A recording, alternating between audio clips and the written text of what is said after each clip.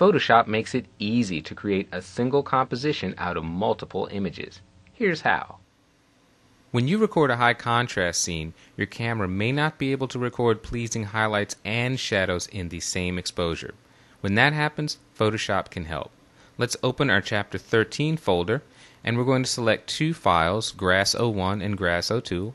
Hold the Shift key to select multiple files.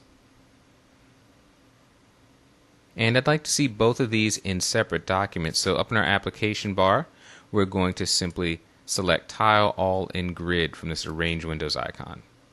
I'll reduce the size of this one a bit and do the same thing here.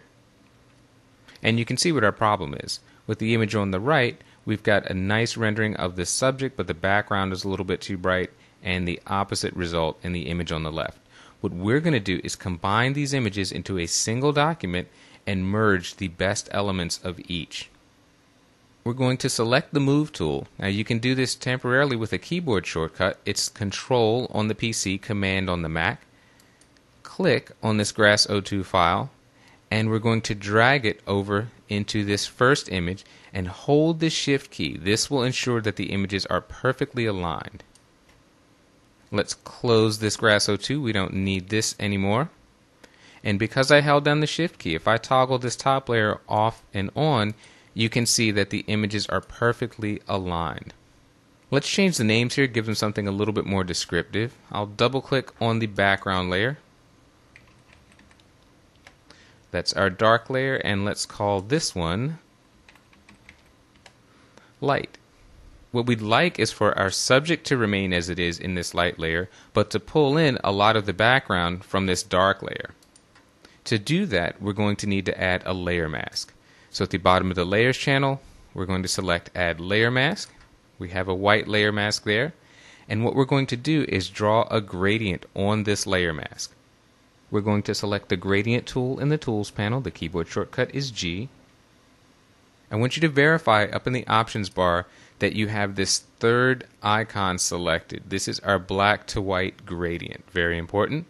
Also make sure that to the right you've selected our linear gradient icon. It's the very first choice here. Now we're going to be painting from black to white. So I'm going to start not quite at the top of the image because I'd like this top sliver to be completely black on the layer mask. I'm going to click, hold down the Shift key to constrain my drawing to a straight line, and I'll release it just as I get to about the eyebrow. And there we go. You can see that at the top of the image, we've allowed that bottom layer to show through. Now we can still modify this. If we want to fix some of these areas here in the grass and make those a little darker, we can simply paint on this mask in addition to our gradient. So let's select the brush tool. And I want you to verify that you have a hardness set to 0. We need a nice feathered edge for this brush. I want to paint with black, so look in the Tools panel at the bottom. Make sure that your foreground color is set to black. If it is set to white, simply click that double bent arrow. If you're seeing a completely different set of colors here, press the letter D on your keyboard. That'll take you back to your black and white default chips. And we're going to paint not at 100% opacity because remember the gradient starts at full strength and ends at 0. So we want to find a reasonably good match somewhere in this area. We'll choose, let's see, we'll click on opacity and try 45%. And now let's just paint. That's a pretty nice match right there. Taking care not to spill over on our subject. We're getting a nice subtle result that is realistic and believable. And there we go. We've combined the best elements of both of these layers. If I turn off this dark layer, you can see exactly what we've done.